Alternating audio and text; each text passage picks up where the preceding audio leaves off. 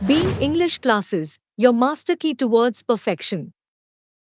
Hello friends, big English classes में आपका फिर से एक बार बहुत बहुत स्वागत है। आज हम लोग ये जो लेसन है द गिफ्ट ऑफ मजाई, इसका जो सेकंड पार्ट है वो हम लोग आज करने वाले हैं। और हमेशा का जैसा मैं आप लोग को कहता हूँ कि अगर आप लोग पहली बार मेरे चैनल पर आए हो और ये वीडियो देख रहे हो तो मेरी आप लोगों से रिक्वेस्ट होगी कि सबसे पहले आप लोग जो पार्ट 1 मैंने अपलोड कर चुका हूँ वो सबसे पहले आप लोग देख लीजिए और इसके बाद ये वाला जो पार्ट है वो देख लीजिए। तो चलिए शुरुआत करते हैं। इसके पहले जो हम लोगों ने लेसन में देखा था वो ये था कि जो डेला और जिम, ये दो कपल्स होते हैं, काफी यंग होते हैं। जिम जो होता है उसकी उम्र ज्यादा नहीं होती, उसकी उम्र सिर्फ 22 साल होती है। तो आप अंदाजा लगा सकते हो कि डेला की उम्र क्या होगी। हो सकती है कि जिम से 1-2 साल कम हो सकती है। तो यहाँ पर इस लेसन में ऐसा दिखाया गया है कि ये जो दो कपल हैं ये एक दूसरे से ज्यादा प्यार करते हैं। दोनों काफी गरीब है, उनकी जो माली हालत है वो अच्छी नहीं है। और क्रिसमस का वक्त है, अगले दिन ही क्रिसमस का दिन आने वाला था। और क्रिश्चियन कम्युनिटी में जो होता है कि इनके पास एक एक प्रथा होती है एक दूसरे को गिफ्ट देने की, जो सालों साल चलती आ रही थी और चलती आ रही है अभी भी। ये सारी चीजें हम लोगों ने बात की थी। फिर ढेला ने अपनी एक चीज की कुर्बानी दी जो उसके लिए काफी अजीज थी, यानी काफी प्यारी थी, और वो थे उसके बाल। उसने अपने बाल कटवाए जिम के लिए पैसे इकट्ठा करने के लिए, ताकि वो जाकर जिम के लिए कुछ अच्छी सी गिफ्ट खरीद सके। और इस तरह से जो डेला है वो अपने घर के बाहर जाती है, वहाँ सड़कों पर वो जब घूमती है, दुकान में जाती है जहाँ पर सैफरोनी नाम की एक औरत होती है, वो डेला के बाल खरीदी करती है और उसके बदले में डेला को $20 देती है। डेला के पास ऑलरेडी $1.87 थे और $20 जो डेला को मिले थे अपने बाल कटवाने के बाद, उसे मिलाकर अब कुल जमा जो डेला के पास थे वो $21.87 थे। इन पैसों से वो डेला जो थी वो अपने जिम के लिए कुछ अच्छी चीज खरीदी करना चाहती थी। यहाँ तक हम लोगों ने देखा था पार्ट 1 में।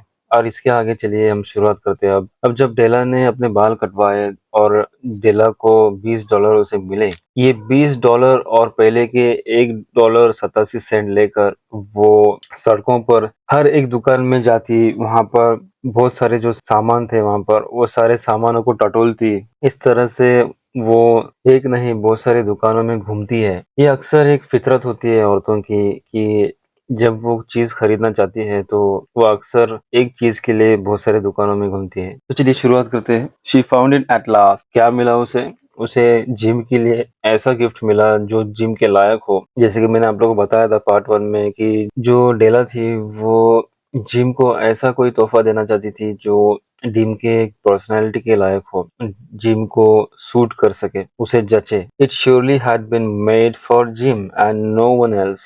जैसे ही उन्हें वो चीज देखी उसे समझ में आ गया कि ये जो चीज है ये जिम के लिए ही है और जिम के लिए ही बनाई गई है। There was no other like it in any of the stores and she had turned all of them inside out। ये जो चीज उसने देखी थी ये और किसी स्टोर में उसे नहीं मिली, एक ही स्टोर में थी और कहीं और ये मिलती भी नहीं है। ये कोई कॉमन चीज नहीं है। जिस तरह से जिम जो है वो एकलौता है और यूनिक है, उसी तरह से ये जो चीज उसने खरीदी की थी ये भी एकदम यूनिक थी, अपने आप में अलग थी। And she had turned all of them inside out. इसका मतलब ऑल ऑफ देम, यहाँ पर देम का मतलब क्या, यानी जो दुकानें थी उसे बताया गया है कि ये एक चीज के लिए डिलर ने पूरे दुकानों की खाक छानी और तब जाकर उसे ये चीज मिली। उस जमाने में तो कोई ऑनलाइन शॉपिंग सेंटर्स नहीं थे ना, जैसे कि हम लोग आज के जमाने में अगर हमको कोई चीज खरीदी करनी है तो हम लोग गूगल करते हैं और देखते हैं कि कौन से वेबसाइट में अवेलेबल होगी घर बैठे बैठे।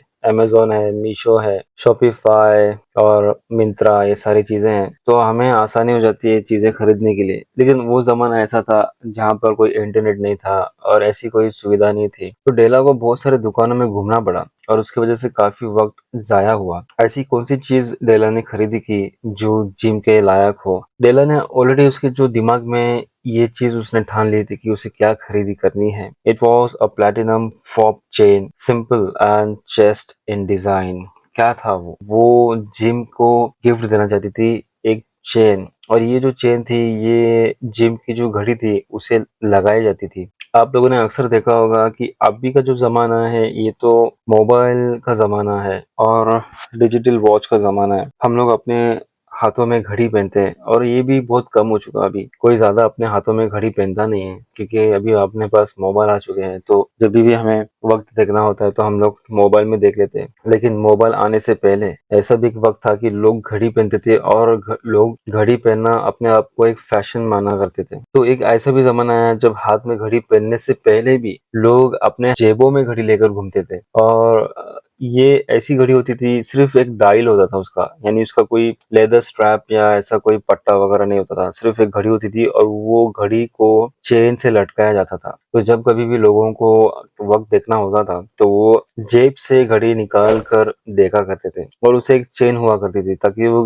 घड़ी कभी गिरे ना। आपने शायद देखा भी होगा किसी पिक्चर में, ऐसे जो हिस्टोरिकल पिक्चर्स होते हैं उसमें कोई ना कोई तो अंग्रेज हो या कोई ऐसा जिसने घड़ी देखी हो। पिक्चर में आप लोग देख सकते हो कि ये घड़ी इस तरह से दिखाई देती थी। गांधी गांधी जी के पास भी ऐसी एक घड़ी थी जो हमेशा अपने कमर पर लटकाया करते थे। तो उसके लिए फोब चेन उन्होंने अदेला ने खरीदी की। It was a platinum fob chain, simple and chaste in design. कैसी थी वो घड़ी? काफी सिंपल थी लेकिन दिखने के लिए काफी अच्छी थी और प्लेटिनम की बनाई गई थी। यानी प्लेटिनम एक मेटल होता है जो सिल्वर और गोल्ड से भी ज्यादा कीमती होता है। Properly proclaiming it's value by substance. उसे देखकर ही समझ में आता था कि ये कितनी कीमती है। अब ऑब्वियसली ये प्लेटिनम की बनी हुई थी इसलिए तो कीमती होनी ही चाहिए थी। Alone and not by meretricious ornamentation. यहाँ पर मेरिटिशियस ऑर्नामेंटेशन का मतलब होता है कि ये कोई ऐसी इमिटेशन वाली ज्वेलरी नहीं थी, यानी बेंटेक्स की कोई ऐसी ज्वेलरी नहीं थी। अक्सर अभी आज के जमाने में हमारे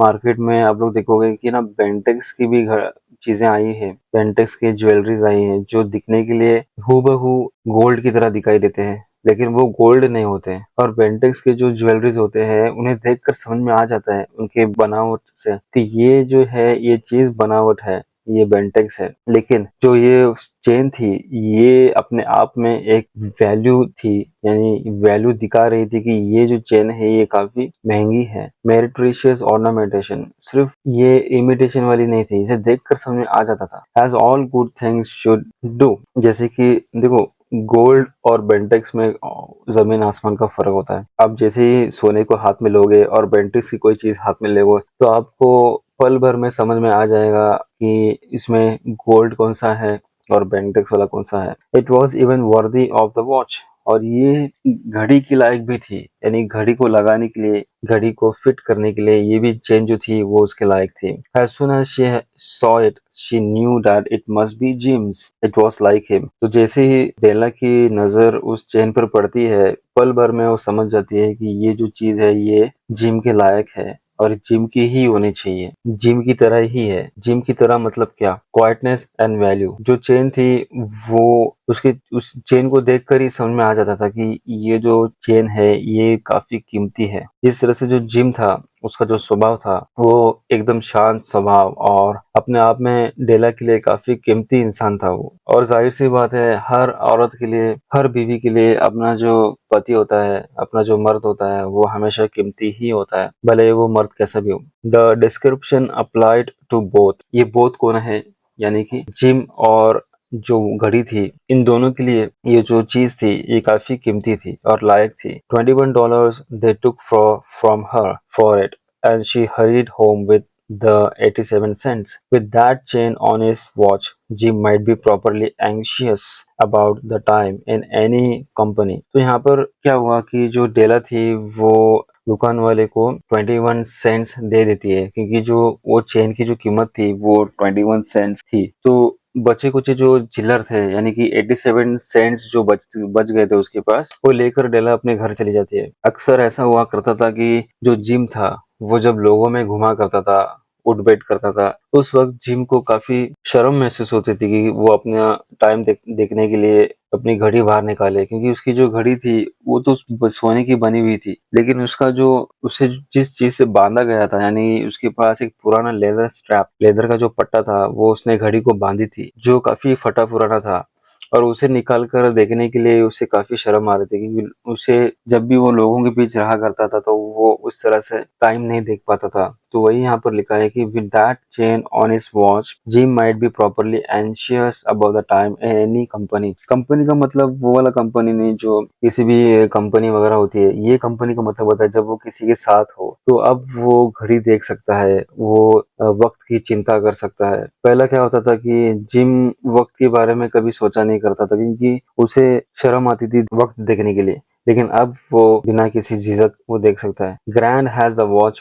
ग्रैंड मतलब जो घड़ी थी वो काफी कीमती थी और कीमत में काफी अच्छी थी। He sometimes looked at it on the sly on account of old leather strap that he used in place of a chain। sly का मतलब होता है कि चुपके से। तो जैसे कि मैंने आप लोगों को बताया, घड़ी जो थी वो अपने आप में एक बेशकीमती घड़ी थी, लेकिन उसको जो बांधा गया था वो एक काफी पुराना लेदर स्ट्रैप यानी चमड़े की एक पट्टी से बांधा गया था, जो दिखने के लिए इतना अच्छी नहीं थी और लोगों के बीच जिम को वो घड़ी निकाल कर देखने के लिए काफी झिझक महसूस होती थी। तो चलिए आगे बढ़ते हैं। When Dana reached home, her intoxication gave way a little to prudence and reason। अब जो डेला का जो नशा था वो नशा क्या था, उसने अपने बाल कटवाए, उसे इंटॉक्सिकेशन कहते हैं। उसका जो नशा था वो अभी भी बरकरार था। Gave way a little to prudence and reason. यहाँ पर प्रूडेंस का मतलब होता है कि दूरदर्शिता, यानी आगे जो मुस्तकबिल में या जो भविष्य में जो वो उसने सोचा था कि ये मैं करूंगी।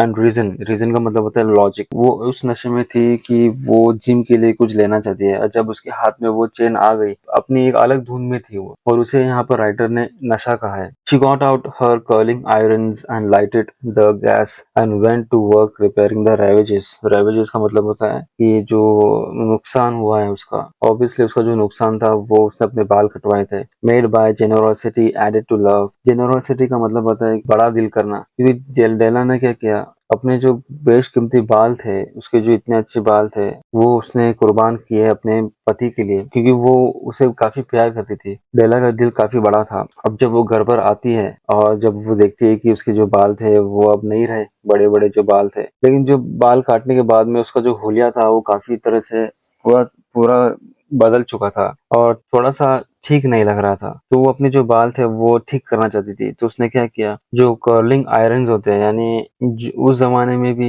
इलेक्ट्रिक पर तो नहीं होते थे, लेकिन उसे गर्म करना पड़ता था। एक लोहे की रॉड हुआ करती थी, उसे गर्म किया जाता था और उस लोहे की रॉड को बालों पर रखकर घुमाया जाता था ताकि उसके बाल कर्ली दिखे। अभी हमारे पास इलेक्ट्रिक का कर्ली आयरन होता है कि हम इलेक्ट्रिक पे बाल को गोल गोल जो कर सकते हैं, उसे आकार दे सकते हैं, लेकिन पहले हमें गैस पर या पहले हमें वो गर्म करना पड़ता था आग जलाकर। अब वो निकलती है और अपने जो डैमेज हुए जो बाल हैं उसे ठीक करना शुरू करती है ताकि वो और अच्छी दिख सके। Which is always a tremendous task dear friends, a mammoth task. Mammoth का मतलब विशाल, यानी काफी बड़ा, बहुत बड़ा काम था ये कि अपने आप को फिर से अच्छा दिखाई देना। एक औरत के लिए सबसे ज्यादा कीमती उसके बाल ही होते हैं। वो कभी भी अपने लंबे बाल नहीं कटवाना चाहिए। वो सब कुछ कर सकती है, सब कुछ कुर्बान कर सकती है, लेकिन वो अपने बाल बहुत मुश्किल से कुर्बान कर देगी। ठीक उसी तरह से यहाँ पर जो डेला थी, उसने बिना किसी सोचे समझे उसने अपने जिम के लिए अपने पूरे बाल कटवा दिए। तो ये अपने आप में एक बहुत बड़ी बात है, इसीलिए डेला को यहाँ पर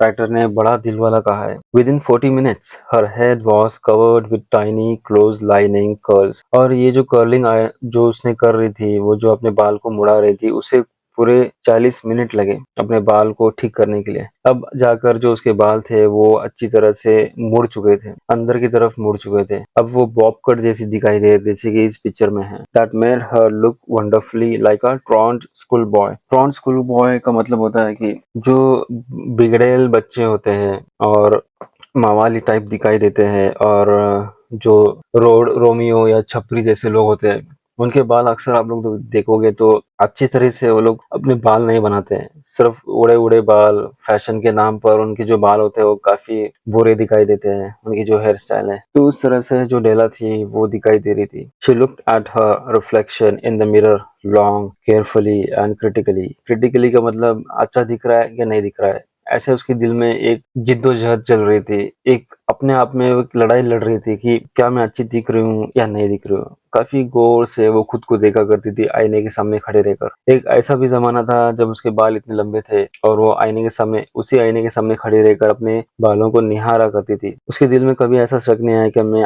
लंबे बालों के साथ कैसी लग रही हूँ, अच्छी लग रही है कि नहीं। लेकिन अब उसके बाल छोटे हो चुके थे, तो काफ़ी गौर से अपनी छवि को आईने में देखा करती थी कि कैसी लग रही है मेरे बाल, अच्छे लग रहे हैं या नहीं। क्योंकि उसे एक चीज़ सताया कर रही थी। उसे ऐसा लग रहा था कि उसका जो पति है, जो जिम है, वो शायद लंबे बालों की वजह से उसे प्यार करता था।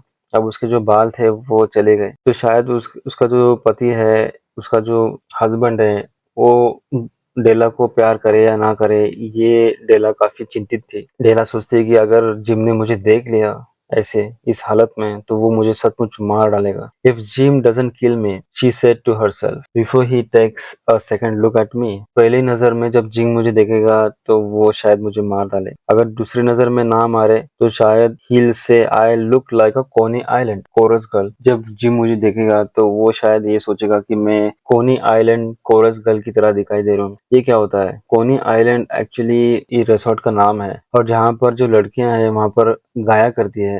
एक टाइप का पब बोल सकते हैं आप लोग।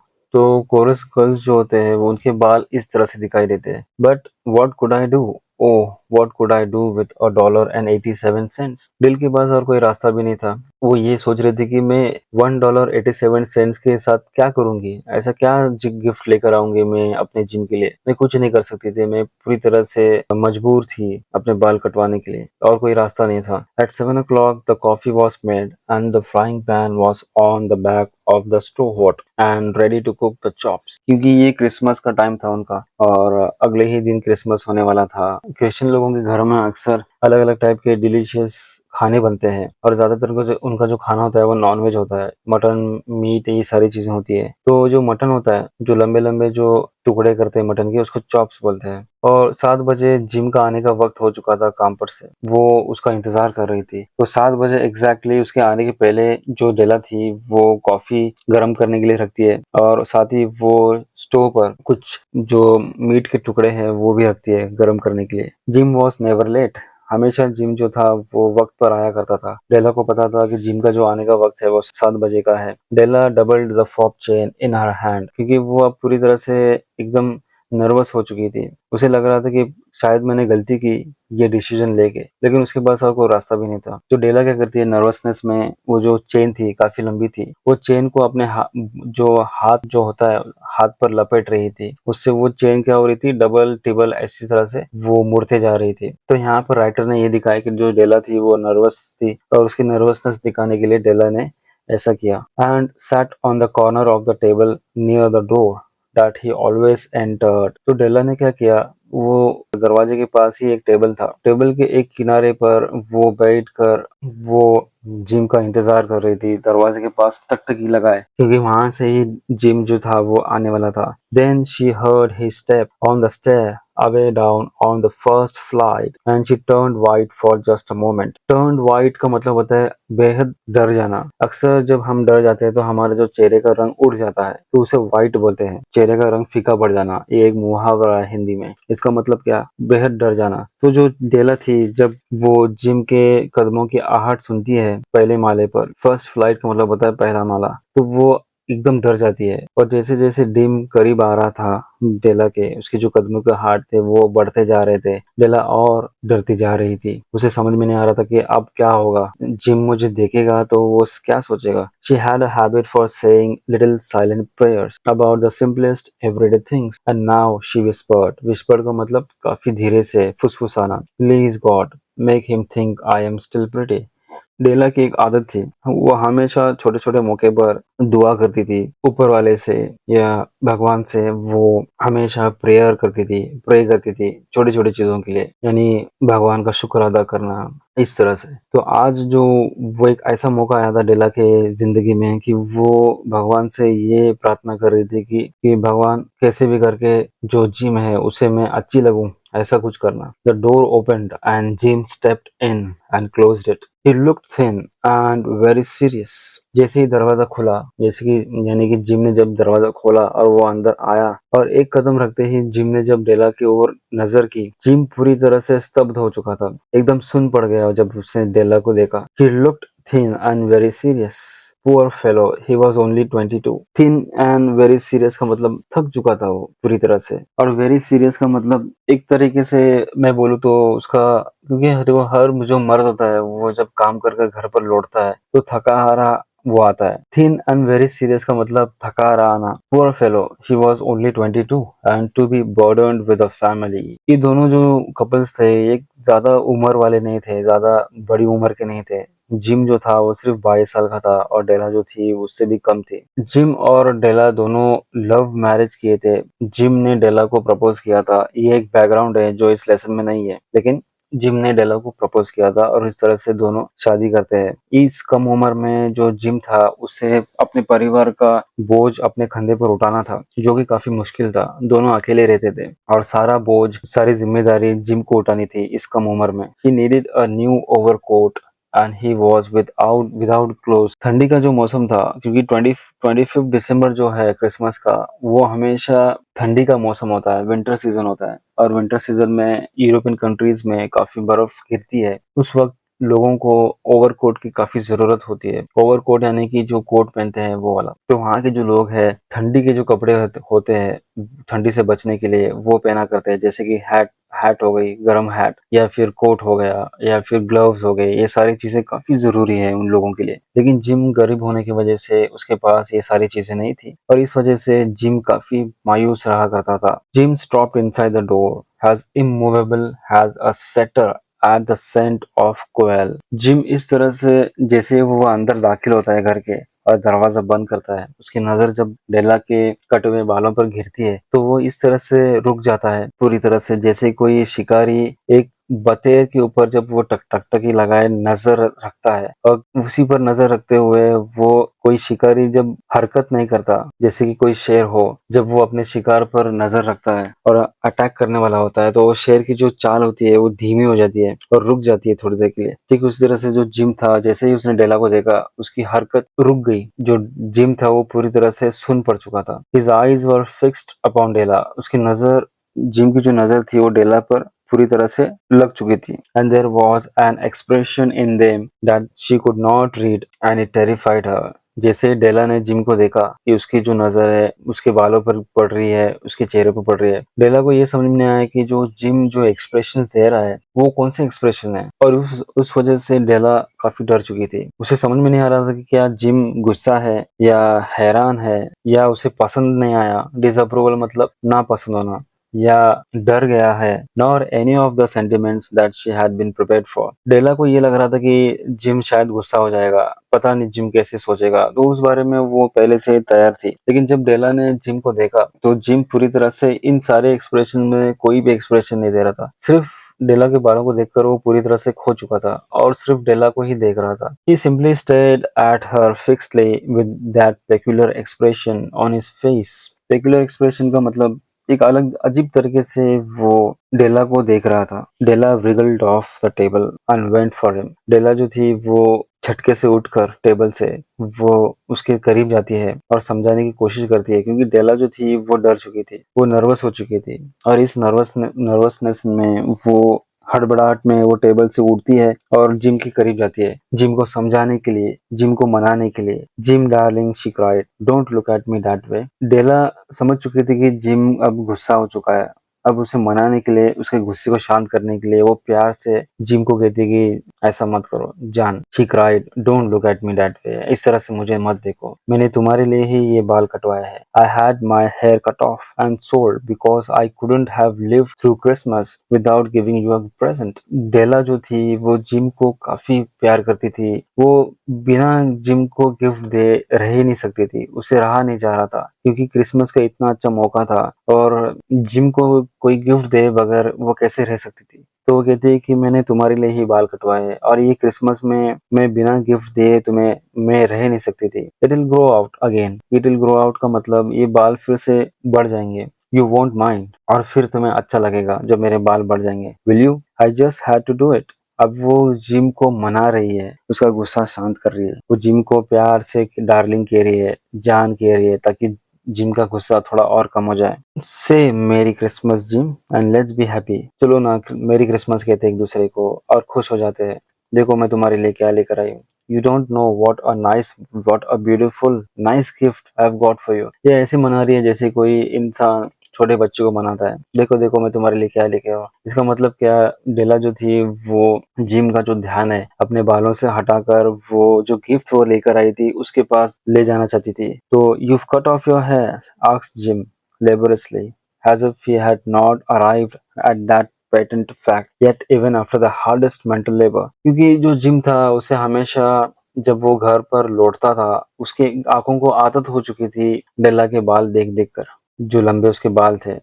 लेकिन आज कुछ नया दिख रहा था, डेला के बाल ही नहीं थे, अचानक से उसके जो बाल थे वो कट चुके थे। जो जिम को समझने के लिए और अपने आप पर विश्वास करने के लिए यानी अपने आंखों पर भरोसा रखने के लिए काफी वक्त लगा। वो सोचता रहा कि क्या कुछ बदल चुका है, ऐसे कैसे हुआ। जिम को ये बात मालूम नहीं थी कि आज मुझे घर में क्या दिखाई देने वाला है। और ये बात हजम करने के लिए, जैसे कि हमारी जबान में इसको बोलते हैं कि किसी चीज को हजम करना का मतलब होता है कि उसे मान लेना। अब जिम को ये बात मान लेना कि उसके बाल कट चुके हैं, अब डेला के बाल छोटे हो चुके हैं, वो बात मानने के लिए, खुद को मनाने के लिए काफी वक्त लगा। Cut it off and sold it, said Della. मैंने काट दिए और बेच दिए। Don't you like me just as well anyhow, I am me without my hair ain't I? तो डेला कहती कि मैं वही हूँ, वही डेला हूँ जो तुमने पहले मुझे देखा था जब तुम मुझे छोड़कर अपने काम पर गए थे।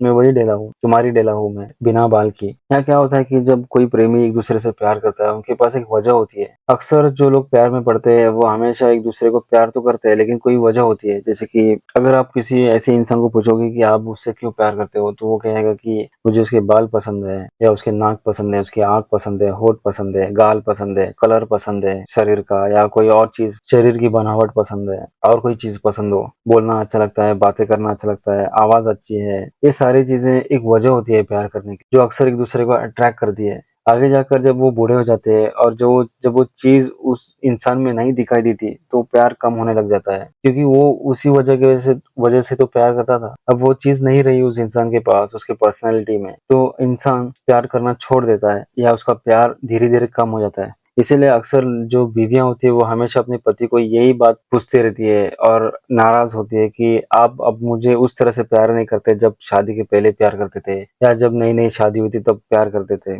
ऐसे कुछ बीवियों का एक गलत फहमी होती है, लेकिन ऐसा कुछ नहीं होता। कुछ ऐसे भी लोग होते हैं जो बिना किसी वजह के एक दूसरे से प्यार करते हैं। जब आप उन लोगों को पूछोगे कि क्यों प्यार करते हो तो वो लोग कहेंगे कि हमें पता नहीं, बस हमें पसंद है और कोई वजह नहीं है। तो इसी तरह से यहाँ पर जो डेला थी उसे लग रहा था कि जिम जो है वो उसके बालों की वजह से प्यार किया करता था, अब जब बाल ही नहीं रहे तो फिर जिम मुझे प्यार नहीं करता होगा। तो ये डर डेला को सता रहा था, और जो डेला थी वो जिम को ये समझा रही थी कि मैं वही डेला हूँ जिसे तुम पहले प्यार किया करते थे। Gym looked about the room curiously. Gym की नजर जो थी वो घर पर दौड़ा रहा था, वो देख रहा था कोई चीज, वो ढूंढ रहा था, वो डेला के बाल ढूंढ रहा था। You say your hair is gone, he said with an air almost of idiocy. यानी अभी भी जिम को ये यकीन ही नहीं हो रहा था कि जिम जो डेला थी उसके बाल चले गए, और वो डेला को पूछ रहा कि तुम्हारे बाल चले गए सच में। इस तरह से जो जिम था उसके एक्सप्रेशंस थे। You needn't look for it, said Della. देखने की जरूरत नहीं है, ढूंढने की जरूरत नहीं है, वो मैंने बेच दिए। आई टेल यू, मैंने पहले ही बेच दिए, मैंने कहा। सोल्ड एंड गॉन टू, अब वो बाल चले गए, अब उसके बारे में सोचो मत। It's Christmas ewe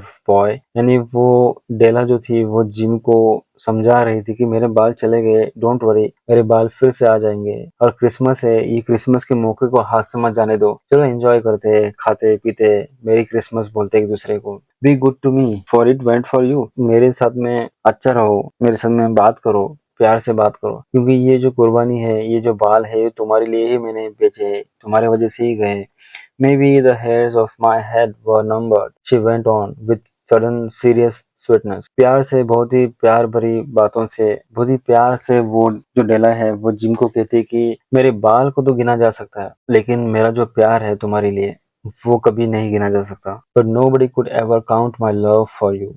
Shall I put the chops on, Jim? अब कैसे है कि डेला जो है वो जिम का ध्यान अपने बालों से भटका कर वो दूसरी तरफ लेना चाहती थी। डेला चाहती थी कि जिम मेरे बालों के बारे में सोचना छोड़ दे, कोई कोई और चीज पर वो अपना ध्यान लगाए। तो अभी यहाँ पर डेला जो है वो जिम को पूछती कि क्या मैं चॉप्स तैयार हो चुके हैं, क्या मैं टेबल पर चॉप्स लाऊं ताकि हम शुरू करें खाना। Out of his trance, Jim, trance मतलब ख्यालों में खो चुका था Jim, seemed quickly to wake, और जैसे ही डेला ने कहा कि चलो खाते हैं, क्या मैं चॉप्स लाऊं, तो जो जिम ख्यालों में खोया हुआ था वो फिर से अपने शुद्धि में आ जाता है। He enfolded his Della, और enfolded का मतलब गले लगाना। For 10 seconds let us regard with discreet scrutiny some inconsequential object in the other direction। यहाँ पर जो जिम है वो भी काफी समझदार समझदार है डेला की तरह। वो कहते हैं कि थोड़ी देर के लिए, यहाँ पर डिस्क्रीट, रिगार्ड का मतलब सोचना, स्क्रूटिनिटी का मतलब, डिस्क्रीट का मतलब होता है कि समझदारी से, और स्क्रूटिनिटी का मतलब होता है तहकीकात, इनकॉन्सिक्वेंशियल का मतलब होता है छोटा। तो इसका मतलब यहाँ पर ये होता है कि जो जिम है वो डेला को ये कहता है कि थोड़ी देर के लिए हम ये जो छोटी सी बात है इसको हम बाजू में रखते हैं और कोई और चीज के बारे में हम सोचना शुरू करते हैं। ऑब्जेक्ट इन अदर डायरेक्शन, यानी कि हमारी जो बातें हैं उसे एक अलग मोड़ देते हैं, कुछ और बातें करते हैं, अपना जो टॉपिक है इसको चेंज करते हैं। 10 सेकंड के लिए हम कुछ और बातें करते हैं। $8 अ वीक और $1 million a year, what is the difference. यहाँ पर कमाई मायने नहीं रखती। $8 हो, मैं हफ्ते के $1 कमा रहा हो, या मैं साल के लाखों कमा रहा हो, ये मायने नहीं रखता। मायने क्या रखता है, मेरा और तुम्हारा प्यार, जो बेहद एक दूसरे से जो प्यार करते हैं हम लोग। और मैथमेटिशियन और विट, मैथमेटिशियन और विट, विट का मतलब होता है कोई समझदार इंसान, genius, would give you the wrong answer. शायद कोई मैथमेटिशियन यानी गणित तज्ञ या कोई समझदार इंसान हो, कभी आप गलती कर सकता है और गलत जवाब भी दे सकता हो। The magi brought valuable gifts, but that was not among them. The dark assertion will be illuminated later on. This dark assertion will be illuminated later on. Dark assertion का मतलब होता है कि एक गुप्त स्टेटमेंट, will be illuminated यानी एक छुपा हुआ जो राज है वो आगे जाकर लोगों के सामने आ जाएगा।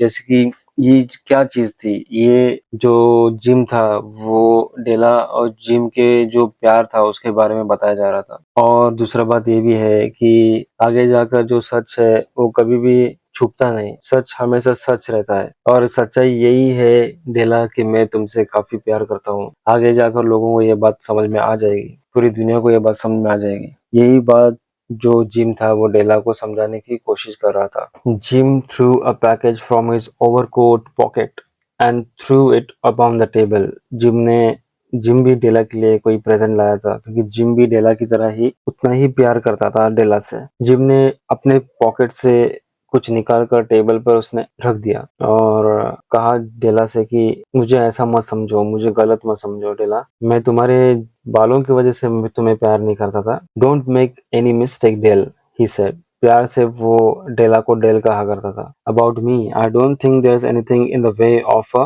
हेयर कट और अ शेव और अ शैम्पू, यानी ये सब चीजें मायने नहीं रखती मेरे लिए। जैसे कि मैंने आप लोगों को बताया, for 10 seconds let us regard, 10 second के लिए चलो सोचते हैं, ये सारी चीजें बाजू में रखते हैं, ये दुनियावी चीजें हैं, इसे हमसे कोई लेना देना नहीं। ओके, तो ये जो बाल की हेयर कट हो, मुझे कोई फर्क नहीं पड़ता कि तुम कैसी दिखाई देती हो, तुम्हारा हेयर कट कैसा है और तुम कौन सा शैम्पू लगाती हो, ये सारी चीजें मुझे कोई मायने नहीं रखती। बस मायने ये रखती है कि तुम मुझे प्यार करती हो। That could make me like my girl any less. तुम्हारा प्यार मेरी नजर में कम हो जाए ऐसा कभी हो ही नहीं सकता, और ये सारी चीजें तय नहीं करेंगे, तुम्हारा हेयर कट तय नहीं करेगा कि मैं तुमसे कितना प्यार करूं। But if you unwrap that package you may see why you had me going a while at first. जो जिम था वो डेला को ये कह रहा था कि अब तुम्हें समझ में आएगा कि मैं ऐसे एक्सप्रेशंस क्यों दे रहा था, मैं ऐसी बातें क्यों कर रहा था, मैं इस तरह से तुम्हें क्यों देख रहा था। तभी तुम पैकेज खोलोगी तो तुम्हें समझ में आ जाएगा। क्योंकि जो जिम था वो डेला के लिए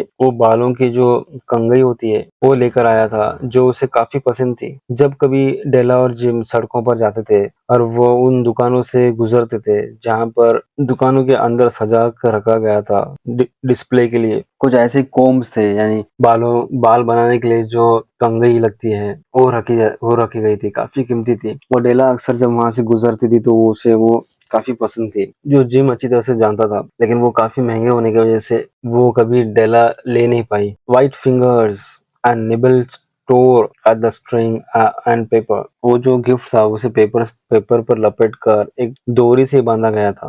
खूबसूरत दूरी से। डेला के जो व्हाइट फिंगर्स यानी डेला की जो उंगलियां थी वो काफी गोरी थी, दिखने के लिए वो काफी गोरी थी। यहाँ पर ये एक मायने हो सकता है और दूसरे मायने ये भी हो सकता है कि जो डरे हुए हाथ यानी डरे हुए जो हाथ थे, नर्वसनेस, यहाँ पर डेला की जो व्हाइट फिंगर्स का मतलब नर्वसनेस भी होता है। And nimble tore at the string and paper, उसने तेजी से वो जो बांधा गया था गिफ्ट को उसने खोला। And then an ecstatic scream of joy, ecstatic scream मतलब खुशी से उसने जोर से चिल्लाया। और एंड देन अलास, और फिर से उसके जो इमोशंस थे बदल चुके थे, फिर वो मायूस हो जाती है। Alas, a quick phenomenon change to hysterical tears and wails. Della तो खुश तो थी लेकिन उसके जो एक्सप्रेशंस थे वो भी बदल गए फिर, यानी एक अलग चेंजेस दिखाई दे रहे थे। क्योंकि जो औरतें होती है वो पल भर में रोती है, पल भर में हंसती है, ये औरतों की एक फितरत होती है कि उनको ठीक से समझना ही काफी मुश्किल है। Necessitating the immediate employment of all the comforting powers of the lord of the flat, lord of the flat यानी कि जिम के बारे में बात की जा रही है, जो मालिक है फ्लैट का। जिम डेला को सांत्वना दे रहा था, उसे समझा रहा था, उसे अच्छी तरह से कंफर्ट दे रहा था, और वो ताकत जिम के पास ही थी डेला को कंफर्ट देने की। जिम को अच्छी तरह से समझ में आ रहा था कि डेला एक अलग इमोशन से जा रही थी, क्योंकि डेला मिक्स्ड फीलिंग में गुजर रही थी। डेला को ये बात की तो खुशी भी थी लेकिन साथ ही साथ उसे गम भी था, क्योंकि जो चीज जिम ने दी थी डेला को वो थी comb. For there lay the comb, the set of comb side and back, यानी बाजू बाजू में 2 या 3 कोम्स रखे गए थे। That Della had worshipped long in a Broadway window. Broadway का मतलब होता है कि रास्तों पर जो चौड़ा रास्ता होता है उसको ब्रॉडवे कहते हैं। और रास्तों के दोनों तरफ दुकानें थी। दुकानों की खिड़की से वो अक्सर, कांच की खिड़कियों में अक्सर वो झांका करती थी ये कोम के लिए, और हमेशा इस चीज के लिए वो आतुर थी। Beautiful combs, pure tortoise shell with jewel rims, just the shade to wear in the beautiful vanished hair। जो यहाँ पर डिस्क्रिप्शन दिया है कोम्स का वो ऐसा है कि उसकी जो बनावट थी वो काफी खूबसूरत थी, और कछुए की जो ऊपरी जो कड़क जो खाल होती है, जो उसकी शील्ड होती है, उससे बनाया गया था। कोम को किनारों से एक छोटे छोटे जो हीरे जवाहरात होते हैं उससे सजाया गया था, जिसकी वजह से वो काफी खूबसूरत दिखाई दे रहा था। जस्ट द शेड यानी कि जो कलर था कोम का वो डेला के बालों से मिलता जुलता था, यानी डेला के जो बाल थे वो ब्राउन कलर में थे, तो जो ये कोम्स थे ये भी ब्राउन कलर में थे। To wear in the beautiful vanished है, और जब ये जो कोम थे डेला के बालों में अगर लगाए जाते तो दोनों कलर एक जैसे होने की वजह से वो डेला के बालों में खो जाते। दे वर expensive combs, she knew, and her heart had simply craved and yearned over them without the least hope of possession। डेला को अच्छी तरह से पता था कि ये जो कोम्स है ये तो कभी मेरी जिंदगी में हो ही नहीं सकते, मैं कभी इसकी मालिक नहीं बन सकती,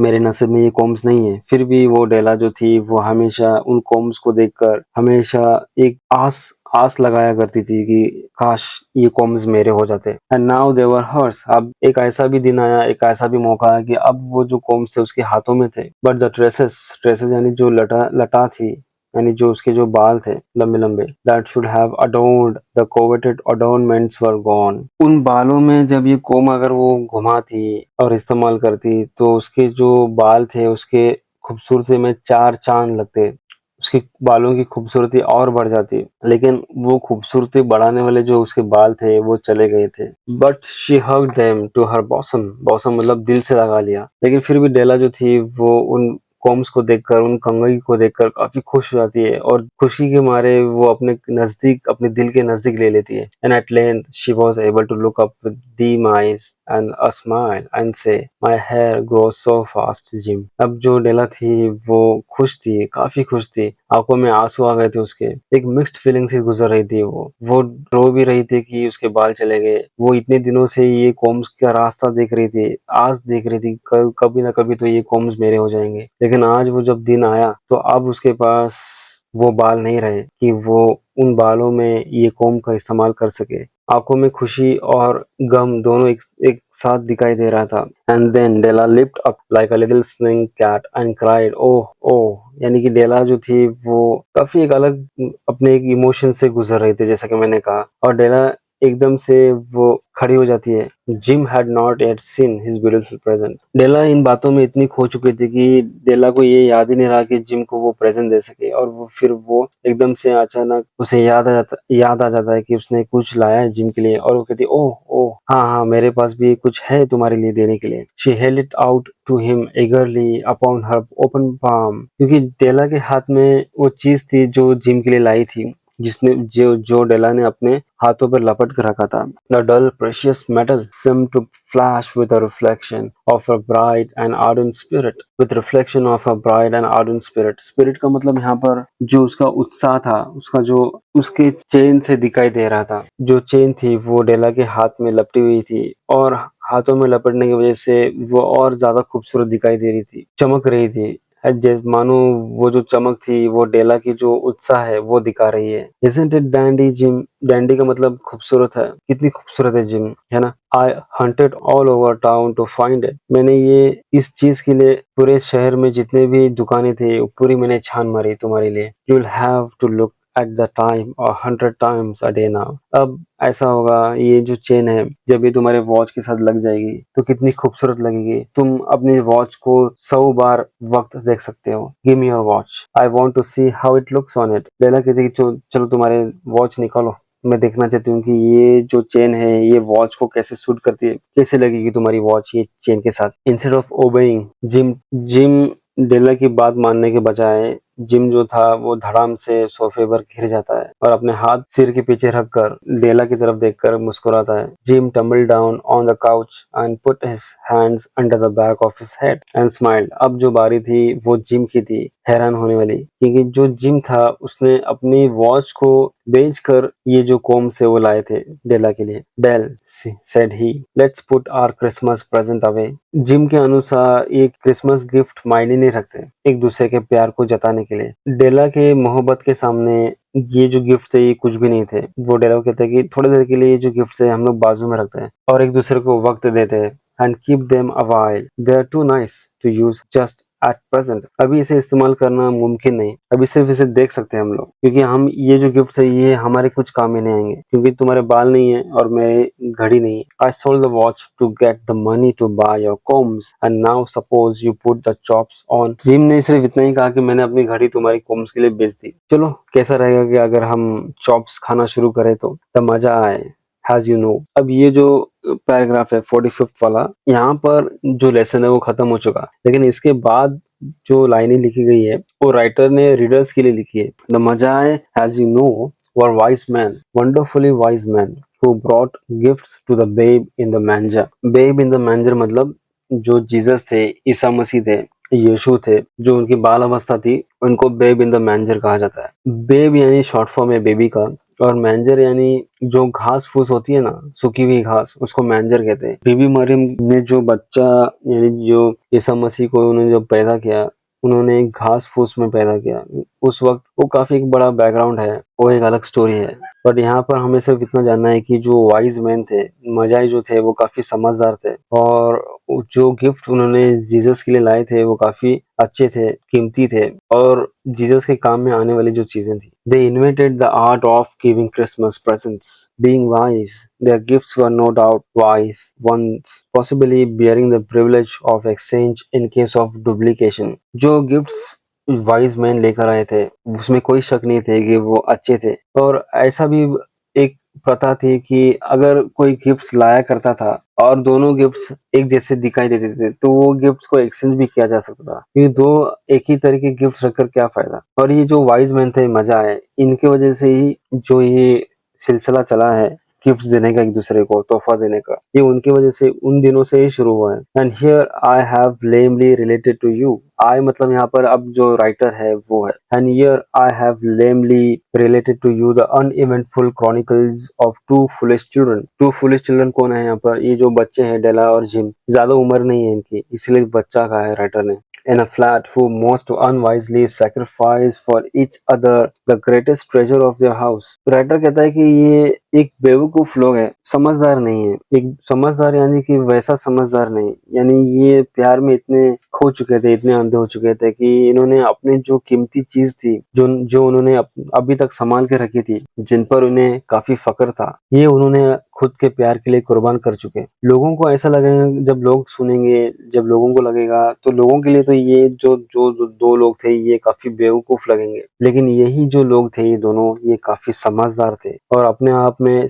सबसे ज्यादा समझदार थे। But in a last word to wise of this days, let it be said that all of who give gifts, these two were the wisest। और अंत में वो यही कहते हैं कि आखिरकार यही दो लोग थे जो एक लोगों को गिफ्ट देने देने में, एक दूसरे को गिफ्ट देने वाले जो लोग रहेंगे, उनमें ये जो दो लोग रहेंगे गिफ्ट देने वाले, तोहफा देने वाले, ये सबसे ज्यादा समझदार रहेंगे। Of all who give and receive gifts such as they are wisest. तोहफा देने और लेने वालों में ये सबसे ज्यादा समझदार रहेंगे। Everywhere they are wisest. और इस तरह के जो लोग होते हैं, प्यार में खुद की कुर्बानी देते हैं, अपनी चीजों की कुर्बानी देते हैं, ऐसे लोग ही आगे जाकर याद रखे जाएंगे और ऐसे लोग ही हर जगह हमेशा हमेशा समझदार माने जाएंगे। They are the magi. और यही जो लोग है, इन्हीं को ही मजाए कहा जाता है, क्योंकि समझदार लोगों को ही मजाए कहते हैं, क्योंकि जो मजाए थे वो समझदार थे। और इसी के साथ हमारा जो ये लेसन है ये पूरा हो चुका। अगर आप लोगों को ये लेसन पसंद आया हो और मेरे जो सिखाने का जो तरीका है ये आपको पसंद आता हो, तो आप लोग लाइक, शेयर और सब्सक्राइब कर सकते हैं। और एक बात जाते जाते मुझे ये कहनी है कि हो सकता हो कि कुछ लोगों के लिए मेरे जो एक्सप्लेनेशन है वो काफी धीमे, यानी बहुत स्लो सिखाता हूँ, ऐसा आप लोगों को लगता हो, तो आप लोग एक काम कर सकते हो, आप लोग YouTube पर ये जो वीडियो है इसकी स्पीड बढ़ा सकते हो। और इसी के साथ हमारा जो ये लेसन है पूरा हो चुका। देखते रहे being English classes. Thank you very much.